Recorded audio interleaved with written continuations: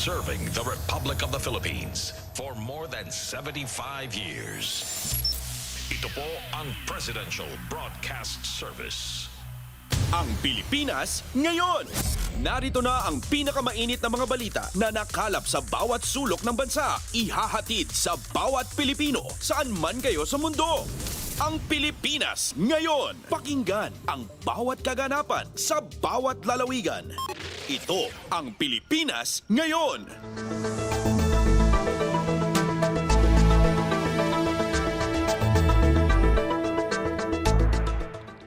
Magandang araw po sa ating mga tagapakinig. Welcome po ulit sa ating programang Ang Pilipinas Ngayon. Sa ngalan ni Ven Blones, ito po si Steph Vicente. Samahan niyo po ako sa kabuuan ng ating palatuntunan.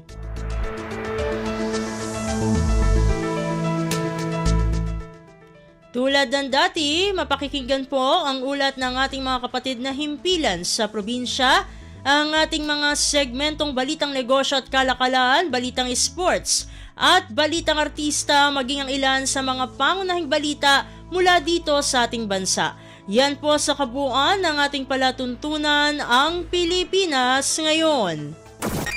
Kumpleto, detalyadong balitaan, di papahuli sa mahahalagang kaganapan. Kamustahin ang inang bayan, ang Pilipinas Ngayon.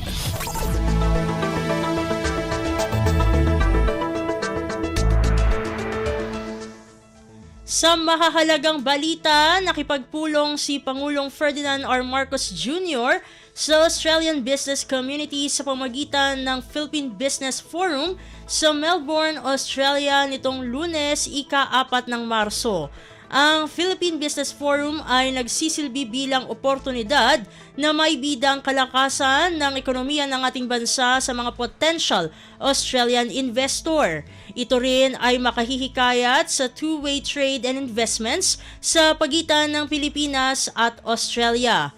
Bilang karagdagan, ang naturang pagtitipon ay makapagbibigay ng pagkakataon sa business delegation ng Pilipinas na makapag-establish ng mga bagong contact at makapagsagawa ng mga partnership sa Australian market. Atin ang pakinggan ang mensahe ni Pangulong Ferdinand R. Marcos Jr. sa naturang business forum. Australia holds a special place as the Philippines' newest strategic partner in the Indo-Pacific region.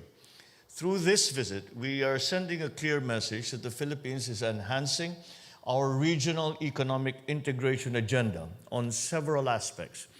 I have always had myself a personal fondness for this city, so it is a great opportunity to come back and visit, to be here at this forum with all of you. I am honored to stand before such a distinguished audience today. Your presence in this gathering speaks volumes about the importance of fostering robust business partnerships and collaborations between our nations. It not only underscores the significance of this forum, but also emphasizes the vitality of our economic and commercial ties. As such, I thank the business organizations who have been tirelessly working in fostering meaningful connections and facilitating practical and tangible business opportunities, providing insights, information exchange, and strategic engagements. Let me also extend my appreciation to the companies that are already partnering with us and making it happen in the Philippines for your plans and significant investments that directly contribute to our economic development. Some of you have shared your plans and commitment to the Philippines, and I'm grateful for your continued trust, confidence, and interest in our country. This assembly serves as a celebration of the robustness and resilience of the Philippine economy. We take pride in being an ideal destination for complementation in both manufacturing and services. Recent global challenges, especially those that were initially highlighted by the pandemic, have underscored the dangers of sole sourcing and concentrating that supply on a single country or a single source. The urgent need to diversify production locations and explore alternative materials to de-risk and minimize disruptions in supply chains has become self-evident. Moreover, the transition to a low-carbon or net zero scenario has further propelled the de-risking trend. So for the Philippines, these global developments present an opportunity to enhance our participation in regional and global value chains. As part of our development strategy, we are keen to explore new avenues of cooperation and foster mutually beneficial partnerships that are commercially meaningful, but also have a social effect. I invite esteemed Australian businesses to consider the Philippines as a reliable partner that can support your expansion and operations. Let us embark on a journey of strengthened economic ties, mutual growth, and shared successes. We remain steadfast in our commitment to purposeful reforms evident in key legislative amendments. And it is why we always ask members of the leadership of the legislature to join us, because many of the plans that we have and many of the initiatives that we are proposing and endorsing require new legislation. It is a new world, it is a new economy, it is a new global economy to which we need to adjust not only our business sector, not only our private sector, not only our finance sector, but also our legislative sector to change, to make the very important structural changes that are necessary for us to adjust to the new global post-pandemic economy. For example, the amendments to the Public Service Act, the Foreign Investments Act, the Real Trade Liberalization Act, and Renewable Energy Act, they all mark a new era for strategic investments, coupled with streamlined businesses, infrastructure development, and the Comprehensive Tax Reform Program, or the CREATE Act. These reforms position the Philippines as one of the fastest growing economies in Asia. In fact, we are in the process of improving the reforms under the CREATE Act, and we have used as a guide the inputs that we have received from potential and present investors in the Philippines in terms of the ease of doing business, in terms of modifying the tax structure, in terms of making it a more attractive investment destination. Our overhaul of fiscal incentive structures and responsive policies, including those facilitating public-private partnerships, or PPPs, play a pivotal role in promoting private sector participation. Furthermore, there is the establishment of the Maharlika Investment Fund, our sovereign wealth fund. And that underscores our dedication to financing priority projects and driving socio-economic impact. The key principle that we have adopted, the very fundamental principle that we have adopted, was to consider the private sector as partners in the development of and the transformation and development of our economy. It is very early on, we quickly recognize that government can do very much, but we must also realize that government cannot do it alone. And the private sector does many things that government does not do. And there are certain things that government does that private sector actually would be better at doing than leaving it with the government. And so these partnerships have become very important, are central to any transformation, any success that we may enjoy in the near future. This is the view of our strategic financial planners, our economic group, and altogether we have all come to that conclusion, and it is something that we continue to promote and to continue to encourage. So we prioritize the ease of doing business, exemplified by efforts to simplify tax payments, streamline regulations, and showcase our unwavering support for businesses, which I signed Executive Order number 18, which establishes green lanes for strategic investments, simplifying procedures and reducing bureaucratic hurdles. Simply speaking, these green lanes are, as we are slowly transforming the way we do business both in the bureaucracy, both in government, and of course in the general economy. So we are awaiting the legislation to come through, as these have to be very examined in very close detail. We have established these green lanes, and the general idea is that for any investor who comes to the Philippines, that they will no longer have to wing it, as it were, and try to go through the documentation process and learn as they go along. They will be taken in hand by a specific person and a specific group in each department, the relevant department, and that group will attend to all the needs of a prospective investor, so as to be able to put up a company, to start a bank account, to get the permitting down, to get the clearances, etc. And this we do so as to make more rapid the entry of foreign direct investment, but also to make businesses more profitable, because the costs that are implied by inefficiencies are lessened at the very least. So I am pleased to announce the enactment of 3 priority bills. The Public-Private Partnership Code of the Philippines, which paves the way for transformative partnerships and fosters infrastructure development. Number 2, the Internet Transactions Act, which provides the framework for a robust digital economy, aligning the country's policy with the demands of the 21st century. And finally, the Tatak Pinoy Act, or the Proudly Filipino Act, which I recently signed into law just last 26 February, which will support industry development and enable greater participation of the Philippines in global value chains. So we continue to accelerate and deepen policy reforms to improve the environment where businesses such as yours will continue to thrive. On renewable energy, a very important part of our strategic planning, we accord great importance to addressing climate change and achieving energy transition, as we in the Philippines are highly vulnerable to the climate crisis.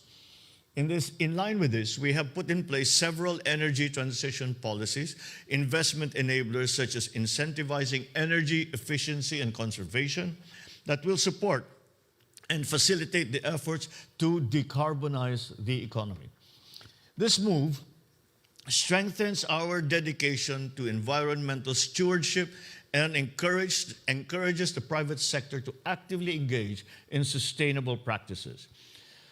I recognize that Australia also places equal importance in this area, as it is a priority under the elevation of our strategic partnership. In this regard, I welcome the opportunity for greater cooperation on climate change and energy transition. I am glad to see that we have made a good start here today with the agreements that we have come to between our private sector partners. Aligned with our efforts on decarbonization, we are positioning ourselves as a regional hub for smart and sustainable manufacturing. To achieve this, we are at the forefront of attracting sustainability-driven strategic investments powered by renewable energy. We also recognize that there are complementarities to be explored in critical minerals, and we are open to having a dedicated dialogue with your companies about sustainable processing of green materials. This will be further supported by our strong adherence to high labor and environmental standards. We have our trade and investment policy tools in place through the ASEAN-Australia-New Zealand Free Trade Agreement and the Regional Comprehensive Economic Partnership Agreement to enable our regional economic integration agenda. I am hopeful that this will be complemented by other policy tools that will enhance Philippines-Australia supply chain partnerships and facilitate greater foreign direct investments. So in conclusion, let me reiterate our gratitude for your presence and active engagement in this forum. The members of my economic team will provide the support needed by your businesses for investments to continuously grow and prosper. Together with you as our strategic partner, we can make investments happen in the Philippines. I am confident that the relationships forged here today will contribute significantly to the economic vibrancy of both our nations. Thank you very much and good morning to you all. Si Pangulong Ferdinand R. Marcos Jr. Pasada ng mga balita mula sa Pilipinas para sa mga Pilipino saan man sa mundo. Ang Pilipinas ngayon.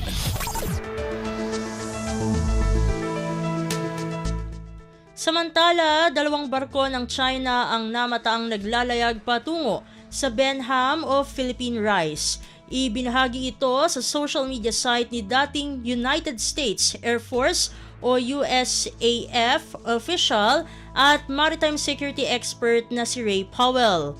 Ang Benham Rice o Philippine Rice ay bahagi ng Exclusive Economic Zone o EEZ ng Pilipinas. Ayon kay Powell, 2 research vessels ang umalis ng Longshui Island sa Guangzhou, China at naglayag patungo sa hilagang silangan ng Luzon sa katubigang sakop ng Benham Rice sa Luzon Strait noong ika-26 ng Pebrero. Kinilala ang mga barko na Hayang DZ Liu Hao at Hayang DZ Shi Hao, kapwa research vessels ng China. Ayon kay Powell, mula noong Marso 1, gumagala ang mga barko sa silangan ng Luzon sa northeast corner ng Benham o Philippine Rice na nasa EEZ ng Pilipinas. Ipinakita sa mapa ni Powell ang mga sasakyang pandagat ng China sa pagitan ng Basco, Batanes at mga isla malapit sa pangunahing isla ng Luzon. Noong Setyembre ng nakaraang taon, nagpakita si Powell ng mapa na mayroong hindi bababa sa 3 Chinese survey ships sa silang bahagi ng Philippine Sea malapit sa Philippine Rice. Ang Philippine Rice ay isang talampas sa ilalim ng dagat sa hilagang silang seaboard ng bansa na pinaniniwalaang mayaman sa langis, gas at yamang dagat. Kumpleto, detalyadong balitaan, di papahuli sa mahahalagang kaganapan. Kamustahin ang inang bayan, ang Pilipinas ngayon. Sa iba pang mga balita, maayos na napapatubigan ang mga lupang sakahan sa mga lugar na sinusuplayan ng mga dam sa ilang bahagi ng bansa sa kabila ng nararanasang El Nino. Sa panayam ng Radyo Pilipinas, sinabi ni National Irrigation Administration o NIA Administrator Eduardo Guillen na may sapat na supply ng patubig mula sa Angat Dam sa Bulacan at Magat Dam sa Isabela. Aniya, nasusuplayan pa ng mga nasabing dam ang mga taniman ng palay sa Bulacan at Isabela. Dito sa ating mga rice granary talaga, katulad po dito sa Isabela, itong ating Magat Dam, itong Maris area natin ay wala naman ang Diyos. Napatubigan po natin lahat dyan yung buong area. At ganon din dito sa Bulacan area, yung ating Angat Dam, okay din yan. Ayon kay Guillen, ang Pantabangan Dam ang nagkulang ng supply ng tubig kaya may 70,000 ektarya na hindi napatubigan mula sa 50,000 ektaryang lupang sakahan. Gayunpaman, nakapagtanim pa rin aniya sa mga nasabing sakahan ng mga high-value crops. Samantala, sinabi ni Guillen na patuloy ang pamimigay ng kanilang ahensya ng mga solar pump irrigation. Marami po tayong project sa ganyan. So, tuloy-tuloy. Ito na lamang po sa Region 3, ay meron kaming itong March 170 projects na ito-turnover namin. So, asahan pa ng ating mga kababayan, mas marami po tayong may turnover this year dahil nga po nadagdagan yung budget natin for solar pump irrigation. Si National Irrigation Administration o NIA Administrator Eduardo G. Guillen. Kumpleto, detalyadong balitaan, di papahuli sa mahahalagang kaganapan. Kamustahin ang inang bayan, ang Pilipinas ngayon.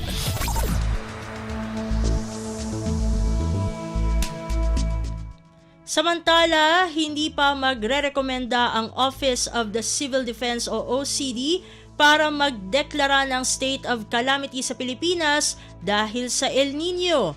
Sa kabila ito ng inaasahang mararanasan ng mahigit 50 probinsya ng matinding tagtuyot sa mga susunod na buwan. Paliwanag ni OCD Administrator Undersecretary Ariel Nepomuceno na sa 20 probinsya sa ngayon ang nakakaranas ng mahigpit na tagtuyot at inaasahan na sa buwan pa ng Abril posible itong tumindi. Magkakaiba rin aniya ang sitwasyon sa bawat probinsya. Ginawa ni Nepomuceno ang naturang pahayag kasabay ng kanyang pagbisita sa Oriental Mindoro kung saan nagdeklara na ng state of calamity sa bayan ng Bulalakaw dahil sa El Nino. Pasada ng mga balita mula sa Pilipinas para sa mga Pilipino saan man sa mundo. Ang Pilipinas ngayon.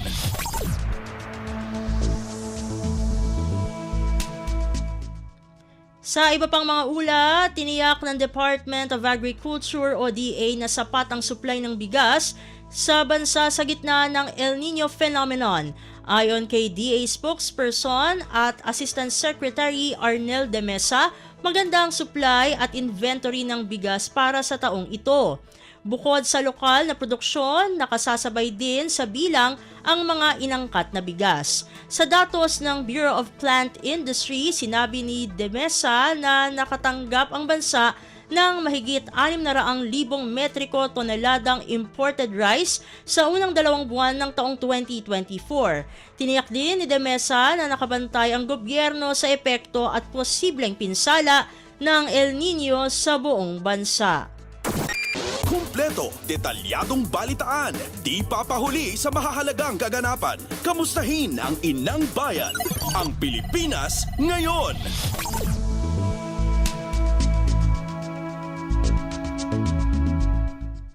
Samantala, pinag-aaralan ng Department of Agriculture o DA ang mga hakbangin sa pag-alalay sa mga industriya ng manukan sa bansa. Sa panayam ng Radyo Pilipinas, sinabi ni DA Undersecretary for Livestock Deogracias Victor Savellano na may mga nagsara ng mga manukan sa bansa. Kasunod ito nang napaulat na marami ang supply ng manok at itlog dahil sa mas mababang farm gate price. Kaugnay nito, siniguro ni Savellano na hindi pababayaan ng ahensya ang mga livestock raisers sa bansa. Kami naman sa Department of Agriculture na pinuunatan ng ating secretary, we are very supportive sa mga stakeholders natin. Sila yung nagpapatakbo ng industriya talaga eh. Kami sa departamento, tumutulong kami sa kanila kung paano natin papalakihin yung mga negosyo nila. And kung paano pakikinabangan naman ng mga mamayan natin na dapat mabili rin sa tamang presyo. Si DA Undersecretary for Livestock Deogracias Victor Savellano. Pasada ng mga balita mula sa Pilipinas para sa mga Pilipino saan man sa mundo. Ang Pilipinas ngayon.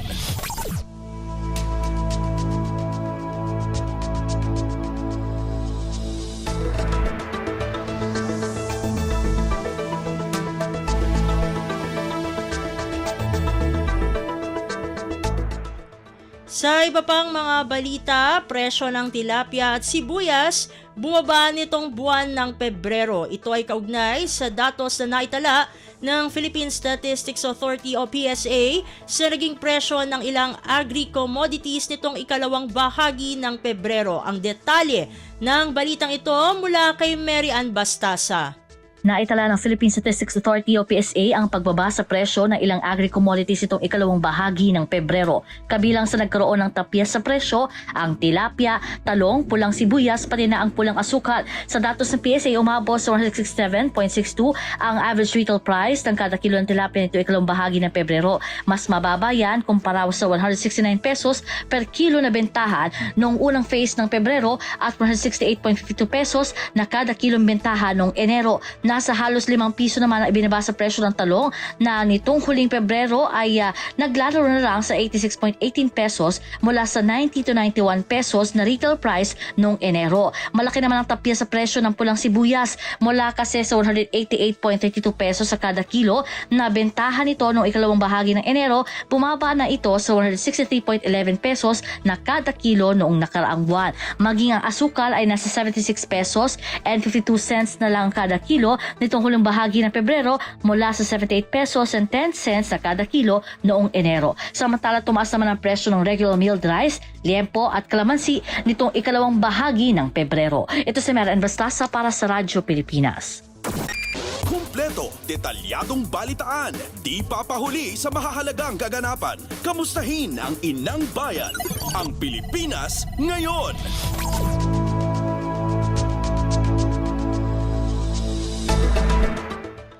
Samantala, National Economic and Development Authority o NEDA nakiisa sa pagdiriwang ng National Women's Month.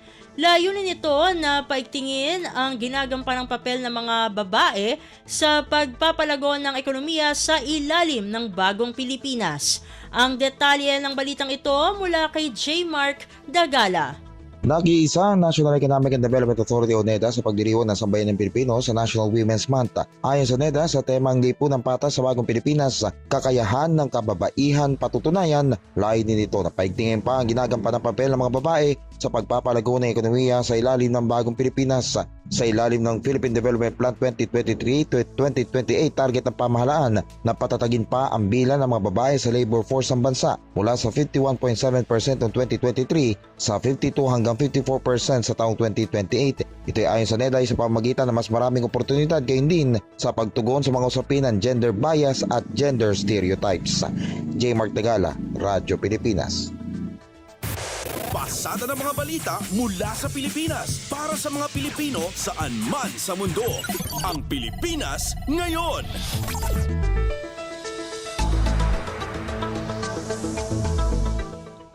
At iyan ang mga mainit na balita para sa araw na ito. Samantala, ating antabayanan ang mga ulat mula sa ating mga kapatid na himpilan sa probinsya para sa Regional News. Balita mula sa lalawigan sa bawat rehiyon ng ating bayan. Dito sa Ang Pilipinas Ngayon.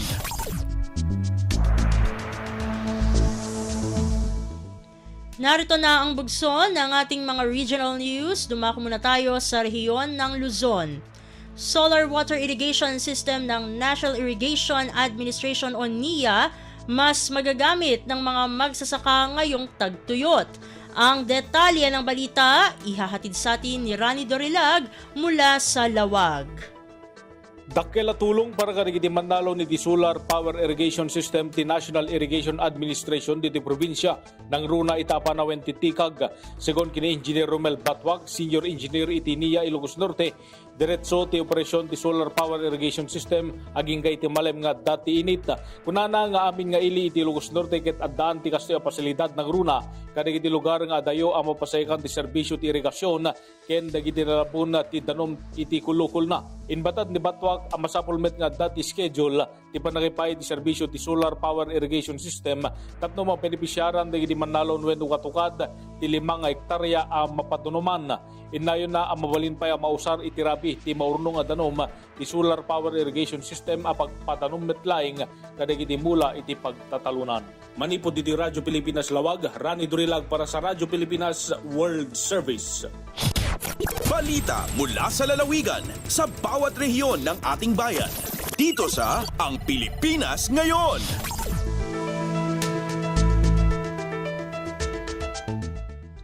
Inyong napakinggan ang ulat ni Rani Dorilag mula sa Lawag. Dakuin naman natin ang Tugigaraw Budget Consultation isinagawa ng Department of Social Welfare and Development o DSWD Region 2 sa mga Civil Society Organizations o CSO para sa maayos na implementasyon ng mga programa. Narito ang buong balita na ihahatid naman sa atin ni April Racho. Iti gandat, ama sigurado ti umno a panangaramat ti pondo ken dagos sa panangpennek ti kasapulan dagiti umili insay angkat ti Department of Social Welfare and Development wenno DSWD Region 2 ti budget consultation kadagiti civil society organizations wenno CSOs diti Region 2. Nagserbi daytoy adalan tapno manggagan dagiti opinion ken singasing dagiti partner stakeholders da manipud kadagiti na duma-duma a sektor ti komunidad. Nataratarapay dagiti programa ken serbisyo ti ahensya a mabalin nga iwaras matlaeng kadagiti munisipalidad iti entero rehiyon. Sigon kini Regional Director Dr. Lucia Suyo Alan dagiti kastoy a klase ti konsultasyon ket dalan tapno maawatan analaing dagiti kasapulan dagiti benepisyaryo kinunana ket napatag ti opinyon dagiti dimmaray tapno masigurado ang maiyan natop dagiti programa ken serbisyo da kadagiti masapol dagiti umili kada ito'y kating pasigurado mo ti DSWD ti agtultuloy a panangigaed ti ahensya tapno mapapigsapay ti serbisyo publiko ken masigurado ti panagtulong da kadagiti agkasapulan. Manipud tugay Garaw City dahiti ni April sa Lucan Racho para iti Radyo Pilipinas World Service. Balita mula sa lalawigan sa bawat rehiyon ng ating bayan. Dito sa Ang Pilipinas Ngayon.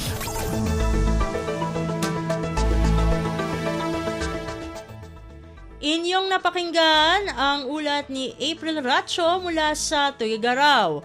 Puntahan naman natin ang Baguio City Advocacia para sa responsableng paggamit ng LPG cylinder pinag-ibayo. Ang kabuang ulat, ihahatid sa atin ni Jong Munar. Inlawlawag ni LPG Marketers Association President Arnel T. Amay sa kadagiti rason iti panakapartisipar da iti float parade iti naggalabas nga panagbenga 2024 katapno italo iti kanapatag iti responsable a panagaramat iti LPG cylinder. Sigun kaniti iti sidong ti Republic Act 11592 wenno ti LPG law maipawil iti panagaramat kadagiti daan ken saan nga natalged a tangke ti LPG gapo kadagiti risko nga ipaay na kas iti uram panakadangran dagiti consumers ken panakalugida. Impakaw mo ti grupo dumanon iti nasrok kumurang 5,000 nga retailers ti LPG iti saan pailay nga tungtungpal iti nasaw nga linteg diti Region Cordillera. Iti bayat dayta ket kadawan na iti publiko ti tulong da babay na iti report dagitoy kadagiti otoridad kadagiti retailers nga agingganay ta ket saan nga agtungtungpal iti linteg.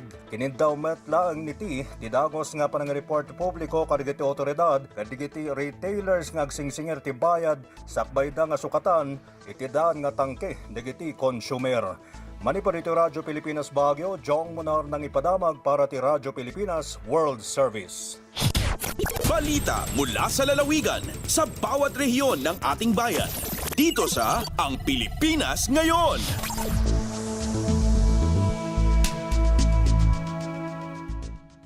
Inyong napakinggan ang ulat ni Jong Munar mula sa Baguio City. Pumunta naman tayo sa Virac. 2 barangay sa Mobo, Masbate magbebenepisyo sa Sitio Electrification Program. Ang detalye ng balita ihahatid sa atin ni Jan Tatad. Mabebenepisyuhan ang 2 barangay sa Banwaan, Canmobo sa probinsya ni Masbate sa irarom kan Sitio Electrification Program. Ini makalihis na pirmahan kan po sa nanahaloy ang Memorandum of Agreement o MOA sa pagultan kan National Electrification Administration o NEA sagkod ang mga pamayo kan mga barangay nin Somil asin Baang sa nasabing Banwaan.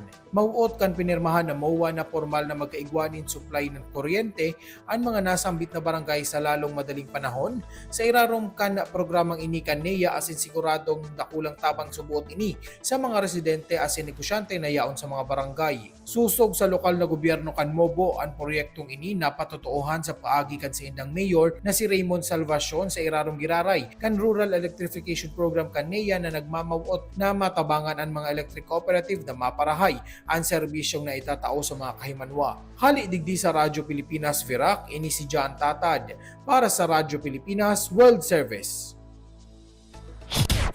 Balita mula sa lalawigan sa bawat rehiyon ng ating bayan. Dito sa Ang Pilipinas Ngayon.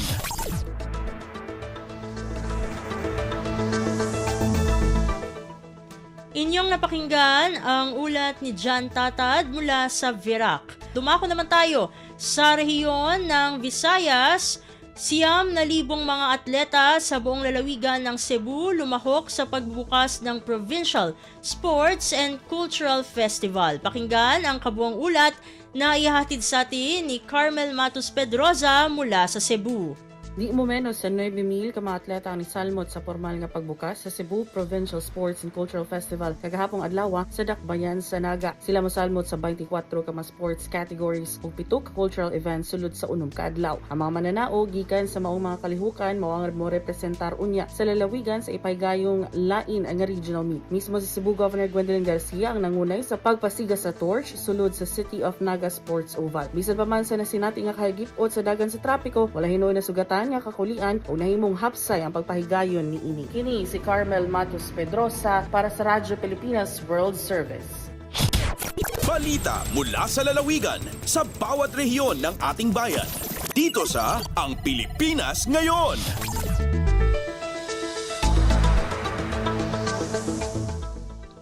Inyong napakinggan ang ulat ni Carmel Matos Pedrosa mula sa Cebu. Puntahan naman natin ang Iloilo, mga farmers group sa Iloilo at Guimaras sumailalim sa capacity building training ng Department of Agriculture o DA sa Western Visayas. Narito si JP Hervas para sa detalye ng balita.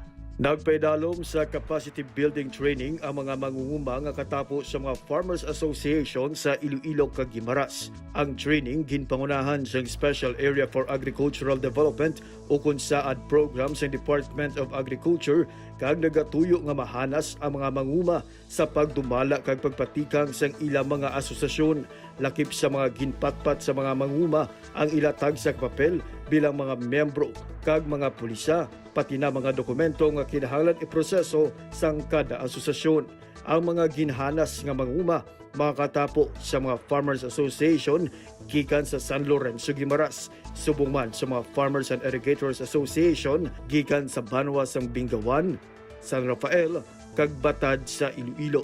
Ang mga asosasyon nangin benepisyaryo sa mga proyekto sang saad kaangay sang pagtalom sang kalamansi, utan, mais, produksyon sang itlog, kag pagsagod sang Bisaya nga manok. Nagikan sa Iloilo, JP Hervas para sa Radyo Pilipinas World Service. Balita mula sa lalawigan sa bawat rehiyon ng ating bayan. Dito sa Ang Pilipinas Ngayon.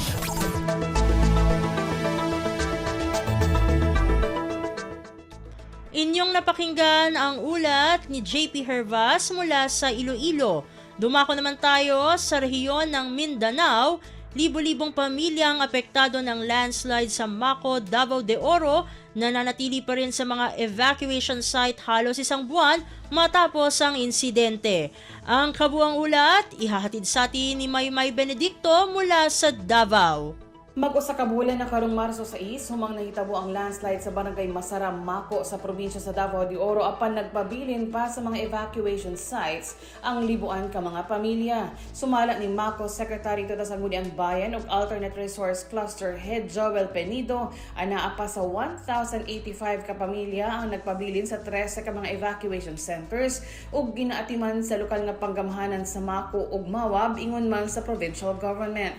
Kinisubay sad sa mando nga di na pabalikon ang mga residente sa ilang mga lugar humang girekomenda sa Mines and Geosciences Bureau 11 nga di na kinipapuy-an tungod sa risgo sa landslide. Sumala ni Penido, wa pay klaro kung hangtod kanusa sila magpabilin sa mga evacuation sites tungod agdo niini ang availability sa temporary relocation o ang tent city sa Barangay Elizalde ug Malamudaw nga paspas nga ginaplastar pa karon sa LGU ug sa probinsya. Gipaniguro niini nga padayon ng LGU ug ang PLGU sa pag-ayuda sa mga apektadong pamilya hangtod nga makabalhin sila sa permanent relocation site nga padayon pang ginatrabaho sa kagamhanan. Kahinumdumang Pebrero 6 nahitabo ang landslide sa Zone 1, Barangay Masara sa lungsod sa Maco kung diin patay ang 23 ka mga tao. Gikan sa Radyo Pilipinas Davao, Maymay Benedicto para sa Radyo Pilipinas World Service. Balita mula sa lalawigan sa bawat rehiyon ng ating bayan.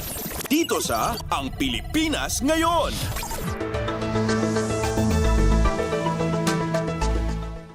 Inyong napakinggan ang ulat ni Maymay Benedicto mula sa Davao. Pumunta naman tayo sa Marawi, lalawigan ng Lanao del Sur at National Dairy Authority nagsagawa ng pagsasanay hinggil sa dairy production para sa mga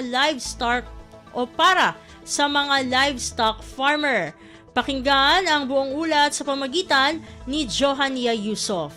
Piaguluan na Provincial Veterinary Office o di na PVO Lanao del Sur agugyang kay National Dairy Authority babuguden so kinisampay ni Ran ko kompleto a dairy production preparatory module para kung mga livestock farmers si isa Lanao del Sur. Miyakadar pa sa mga official sa gugumagalbak sa Office of the Provincial Agriculturist, Ministry of Agriculture, Fisheries and Agrarian Reform puun ko pitibarangan na munisipyo agus sa mga livestock farmers. Aid na miyabaloy abandingan ni Ran na so pitibarangan na okit-okit katagikor sa mga ayam. Piyakatanay Dr. Ryan isulat agus sumapadiya na kinanglan so kasabutayran ko mga ilmo ang mapapadalam ko module o di na pangitaban mi pantag ko kaayam sa mga kambing agus sapi at kalilid si Isaranaw. Gia PVO na itataro si Randon so ped ang mga serbisyo rang kumadaklataw lagi dukabgay sa libre a bakuna agu check up si ko mga ayam o mga livestock farmers. Gia si Johania Yusuf puun sa Marawi para sa Radyo Pilipinas World Service.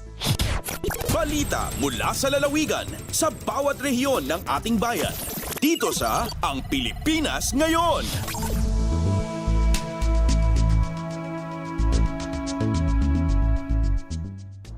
At inyong napakinggan ang ulat ni Johania Yusuf mula sa Marawi. Dito na natatapos ang ating regional news. Narito naman ang ating segmentong Balitang Negosyo at Kalakalan na susundan ng segmentong Balitang Sports, parehas na ihahatid sa atin ng ating kasamang si Leo Magpayo. Lagay ng ekonomiya, kalakalan, negosyo at iba pa. Atin ang alamin dito sa Ang Pilipinas Ngayon. Magandang araw, narito na po ang Balitang Business. Sinabi ng Bureau of the Treasury o BTR na umakyat sa record na 14.79 na trilyong piso ang kabuang utang ng gobyerno itong katapusan ng Enero dahil sa paglabas nito ng karagdagang securities at mahinang halaga ng piso. Ipinakita sa datos ng BTR na ang outstanding debt ng gobyerno ay umakyat ng 1.19% o 173.71 bilyong piso mula sa katapusan ng 2023 na 14.62 trilyong piso. Ang utang ay tumaas ng 7.77% kumpara sa 13 o 13.7 trilyong piso noong kaparehong buwan ng nakalipas na taon. Sa kabuuan, 68.71% ay nanggaling sa mga inutang sa loob ng bansa, habang ang natitirang 31.29% ay nagmula naman sa ibang bansa. Ang utang sa loob ng bansa ay umabot sa 10.16 na trilyong piso nitong Enero, mas mataas na sa 1.44% noong Disyembre at 8.28% mas mataas kumpara sa 9.38 trilyong piso ng kaparehong buwan noong 2023. Samantala, dahil bumaba ang halaga ng piso kontra dolyar, nagkaroon ng karagdagang 2.81 bilyong piso ang utang ng gobyerno sa mga local lenders. Ipinakita sa datos ng BTR na nagsara ang piso sa 50 piso at 40 sentimo kada dolyar nitong Enero, mas mababa kumpara sa 55 piso at 41 sentimong pagtatapos noong Disyembre. Lagay ng ekonomiya, kalakalan, negosyo at iba pa. Atin ang alamin dito sa Ang Pilipinas Ngayon. Posibleng tumaas ang headline inflation ng bansa nitong Pebrero pagkatapos bumaba sa loob ng 3 taon nitong Enero dahil sa pagtaas ng presyo ng ilang produkto, gasolina at kuryente. Sa isang pahayag, sinabi ng Bangko Sentral ng Pilipinas o BSP na posibleng nasa 2.8 hanggang 3.6% ang inflation nitong Pebrero. Ang mababang pagtansya ay kapareho ng inflation nitong Enero na pinakamababa simula pa noong Oktubre taong 2020. Kapag tumugma ang pagtaya ng BSP sa inflation, Pasok pa rin ito sa 2 hanggang 4% target range ng BSP sa ikatlong sunod-sunod na buwan.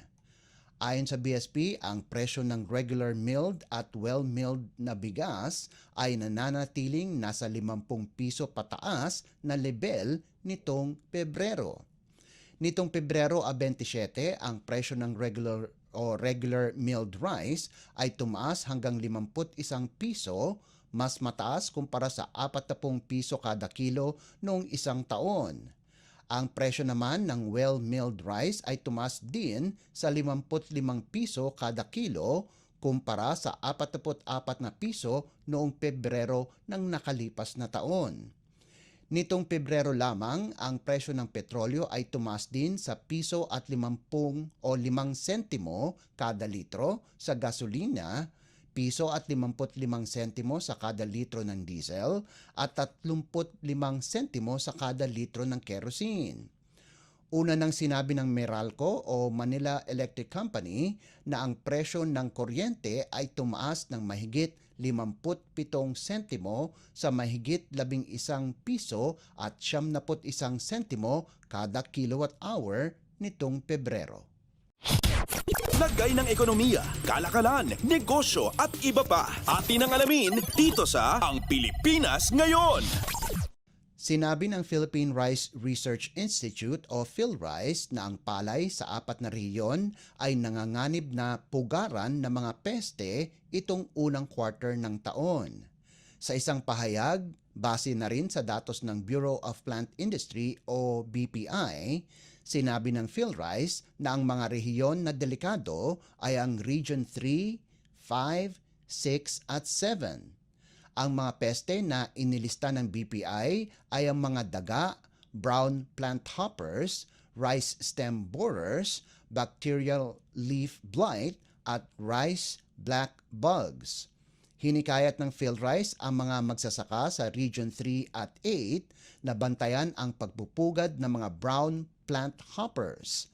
Ang insektong ito ay sinisipsip ang katas ng halaman ng palay at magdudulot ito ng pagkasira ng buong halaman. Pinapabantayan din ng PhilRice ang mga magsasaka sa Region 3, 5 at 6 ang mga bacterial leaf blight na magpapababa ng produksyon ng palay ng 10 hanggang 60%.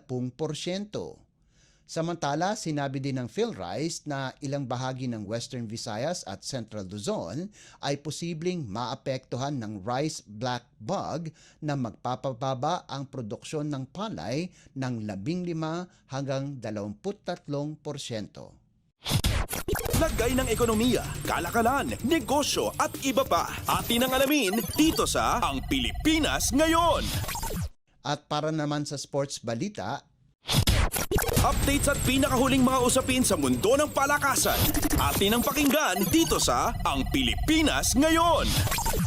nakopo ni Filipino cue artist Carlo Biado ang korona ng 2024 Predator WPA Men's World 10-Ball Championship pagkatapos talunin niya si Naoyuki Oi 4-1, 3-4, 4-2 at 4-1 sa larong ginanap sa Rio All Suites Hotel and Casino sa Las Vegas. Mabilis na nakuha ni Biado ang abante sa ika-4 na rack 3-1, subalit nagkamaling mailagay ni Oy ang bola sa magandang posisyon at imbes ay madaling naipasok ni Biado para kunin ang panalo. Dahil sa kampyonato, nakuha ni Biado ang tumataginting na 75,000 dolyar na papremyo.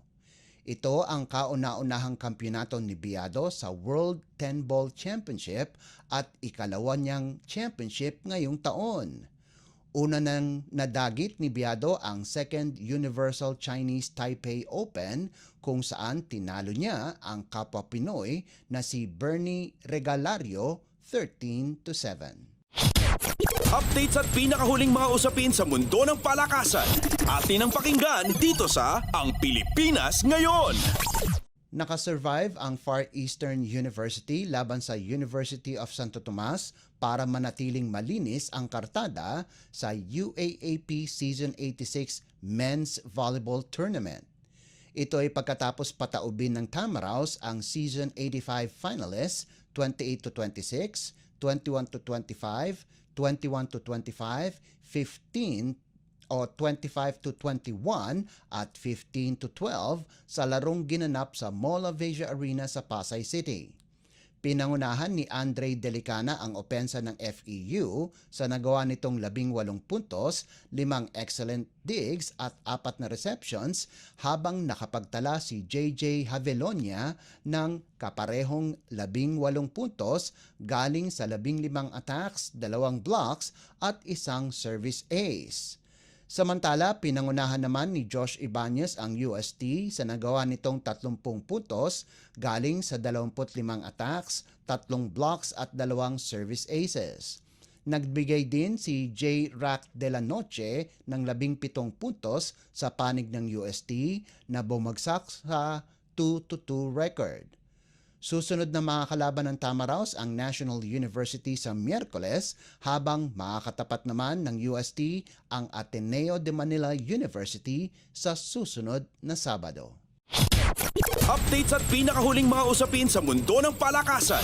Atin ang pakinggan dito sa Ang Pilipinas Ngayon.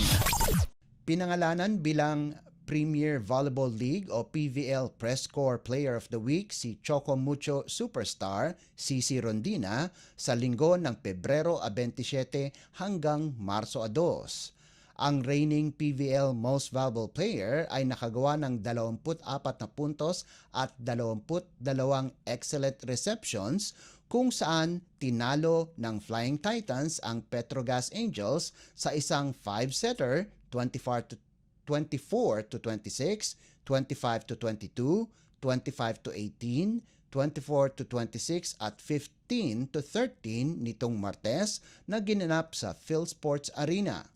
Maganda din ang kanyang ipinakitang laro nitong panalo ng koponan laban sa Cherry Tigo 25-9, 25-23, 20-25 at 25-17 nitong Sabado kung saan nakagawa si Rondina ng 23 puntos at 13 excellent receptions. Kasalukuyang nasa tuktok ng team standings ang Flying Titans kung saan may record sila na 3 panalo at 8 talo. Samantala, dumikit naman sa Player of the Week Award si Tots Carlos ng Creamline kung saan nakakuha ito ng kanyang career high na 31 puntos noong Huwebes laban sa Akari.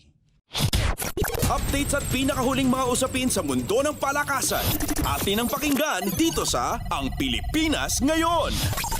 At yan ang pinakahuling balita sa larangan ng palakasan. Para sa Radyo Pilipinas World Service, ito po si Leo Magpayo. Magandang araw. Updates at pinakahuling mga usapin sa mundo ng palakasan. Atin ang pakinggan dito sa Ang Pilipinas Ngayon.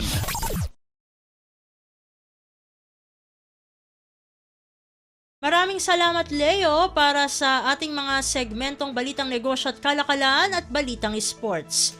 Para naman sa ating mga kachismis, narito na ang ating segmentong Balitang Artista kasama ang nag-iisang si Mama JT. Ang latest, ang hottest sa showbiz and entertainment. Heto na sa Ang Pilipinas Ngayon.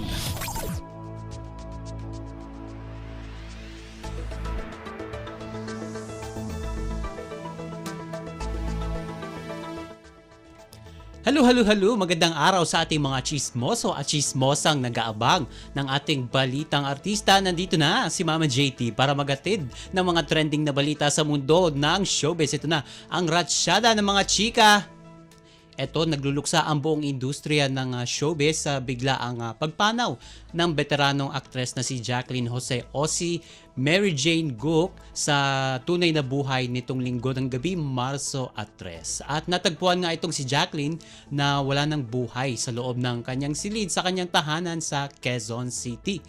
At wala pang inilalabas na detalye o mga detalye ang pamilya ni Jacqueline hinggil sa tunay na dahilan ng kanyang pagkamatay. At kaugnay niyan ay naglabas ng official statement ang talent management management ng actress na PPL Entertainment hinggil sa nangyari. Sinasabi ron sa post nila sa Instagram ng talent management na kanilang ikinalulungkot ang biglaang pagpanaw ng actress at kanilang hinihintay pa ang detalye sa sinapit nito. And ayon pa sa PPL Entertainment, humihiling ang pamilya Guk at Eigenman ng dasal para sa katahimikan ng kaluluwa ni Miss Jacqueline Jose kasabay ng paghingi nila ng privacy upang personal nilang maipagluksa ang pagkawala ni Jacqueline. At si Jacqueline Jose ay 59 years old lamang noong araw ng kanyang pagpanaw, which is kahapon. At naulila nga ni Jacqueline ang kanyang mga anak na sina Andy Eigenman at Gwen Guk. At etong si Andy ay anak ng aktres na mayapa ring aktor na si Mark Hill. Habang si Gwen naman ay anak niya sa miyembro ng bandang Dadon na si Kenneth Ilagan. At samantala, speaking of Jacqueline Jose, ating babalikan ang kanyang naging career sa mundo ng showbiz. At nagsimula nga si Jacqueline noong 1984 nang ipakilala siya bilang isa sa mga bida ng chikas ng Baby Pascual Films and Associates. And launching movie nila ito ng mga kapwang baguang actress noon na sina Lovely Rivero, Tanya Gomez, Rachel Ann Wolf at Carla Calua. At kahit bumida na ito sa mga sexy movies tulad ng White Slavery noong 1985 at Private Show, noong 1986 ipinakita niya ang husay bilang aktres. Kaya paulit-ulit siyang nanalo ng mga acting award sa lahat ng mga award-giving body dito sa Pilipinas. At pinatunayan ni Jacqueline na walang malaki o maliit na role para sa isang actress na puno-puno ng talent dahil nagampanan niya ng buong husay ang lahat ng mga klase ng karakter na ipinagkatiwala sa kanya.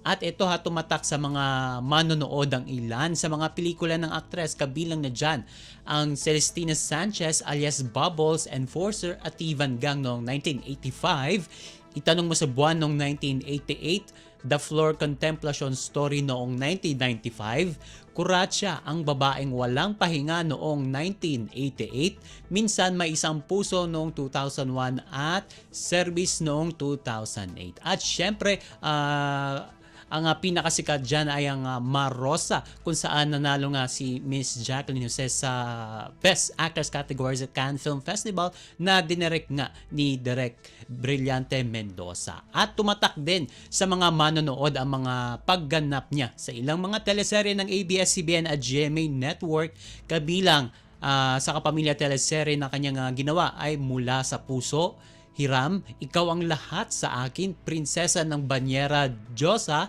Nagsimula sa Puso, Kung Tayo'y Magkakalayo at Sabel. At ito ilan naman sa mga kapuso drama series na ginawa niya ay Sana Ikaw na Nga, Makita Ka Lang Muli, Zorro, Mundo Mo'y Akin, My Husband's Lover, Akin Pa Rin Ang Bukas, Carmela, Ilustrado, More Than Words, Marimar, The Millionaire's Wife, alias Robin Hood, The Better Woman at The World Between Us. At sa kasalukuyan si Jacqueline ay may kapamilya primetime series nga na FPJ's Batang Quiapo, kung saan gumanap siya bilang Jail Chief Superintendent, si Brigadier General Dolores Espinas.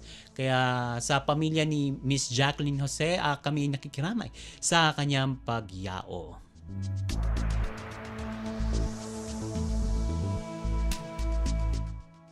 At sa panghuli natin, chika, for today hindi problema para kay Jake Ejercito ang pagkakaroon ng stepdad ng anak na si Ellie. Kumpiyansa itong si Jake na inaalaga ang mabuti ng celebrity surfer na si Filmar Alipayo, ang unika ihan nila ni Andy Eigenman. Total na pag-uusapan rin lang naman natin ang anak na babae ni Jacqueline Jose. And ito noong March 1, nag-open up ang aktor tungkol sa co-parenting setup nila ng dating partner sa isang interview vlog kasama si OG Diaz. At dyan niya inihayag ang kanyang pasasalamat sa current partner ni Andy bilang isang mabuting pangalawang tatay ni Ellie. At ibinunyag din ni Jake na si Ellie na ang nasusunod pagdating sa kung kanino siya sasama. And kasunod niya na inusisa ni OG kung gaano kadalas sila nag-uusap ng dating partner. Ang sagot ng actor dyan na when needed daw. And ang pinag-uusapan ng ex-couple sa tuwing nagkikita sila ay tungkol lamang sa pag-aaral at ang kalusugan ni Ellie o yung kapakanan ni Ellie in general. And mahalaga rin para kay Jake ang open communication sa pagkakaroon ng co-parenting setup. At inilarawan din ni Jake si Philmar bilang mabait at magalang bilang nakakasama niya ito sa tuwing bibisita siya sa Siargao. At sinabi rin ng aktor na never pang o hindi pa daw nagrereklamo itong si Ellie pagdating sa kanyang stepdad. Kaya naman, kampante raw siya na nasa mabuting kamay ang kanyang anak kapag ito ay wala sa kanyang piling. Samantala, maliban kay Ellie, may dalawang anak, sina Andy at Philmar na sina Lilo at Koa.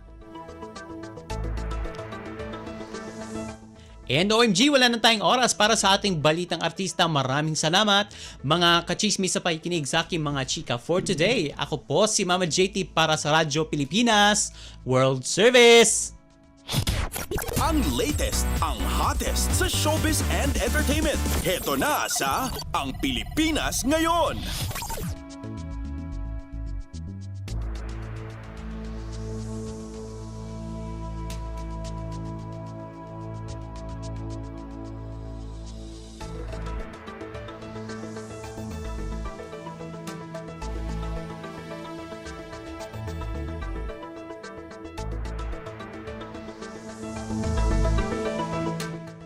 At iyan ang naging kabuuan ng ating programa para sa araw na ito. Samantala, magpapasalamat muna tayo sa ating mga nakasama sa ating transmitter site sa Tinang. Sa studio, kasama natin sina Milo Janela, Susan Aison at Anthony Pimentel. Pinasasalamatan din natin ang ating executive producer na si Jerome Toledo. Salamat din sa mga naghatid ng mga ulat mula sa Kamaynilaan at mga probinsya, pati na rin ang naghatid sa atin ng mga segmentong balitang negosyo at kalakalan at balitang sports na si Leo Magpayo at ng segmentong balitang artista na si Mama JT. At syempre, maraming salamat sa ating station manager na si Mr. Ray Sampang. Maraming salamat po hanggang sa susunod na edisyon ng ating palatuntunan. Huwag kalimutang mag-like, mag-follow at mag-subscribe na sa mga social media account o page ng Radyo Pilipinas World Service upang maging laging updated sa mga mahahalagang balita. Sa ngalan ni Ven Blones, ito po si Steph Vicente. Mabuhay po tayong mga Pilipino. At yan ang Pilipinas Ngayon. Muling samahan si Ven Blones sa parehong oras at alamin ang pinakahuling mga kaganapan at balita saan man kayo naroon. Ang Pilipinas Ngayon.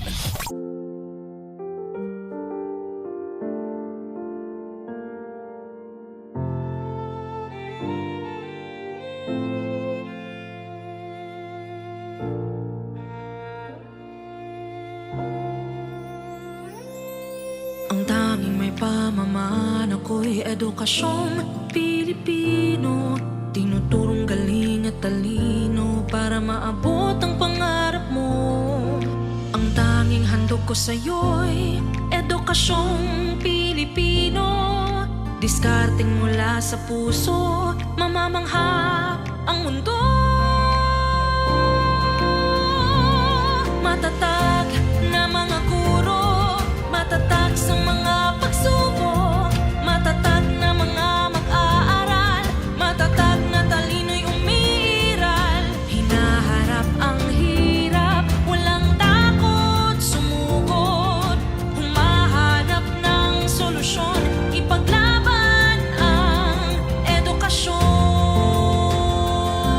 Kabataang Pilipino, Muslim o Kristiyano, lahat ng paniniwala